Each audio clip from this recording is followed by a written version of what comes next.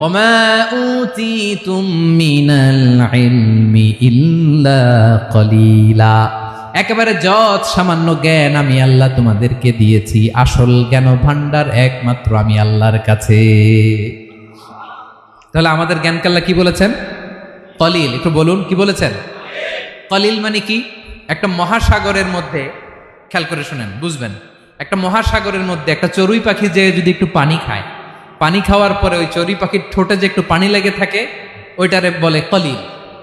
আল্লাহ বলে মহাসাগর থেকে পানি খাওয়ার কারণে চড়ুই পাখির ঠোঁটে যে একটু পানি লেগে আছে, এই পানিটা হচ্ছে তোমরা পৃথিবীতে যারা আছো সবার জ্ঞান, সবাই মিলে এতটুকু জ্ঞান, আর পুরো মহাসাগরের পানি হচ্ছে আমি আল্লাহর জ্ঞান।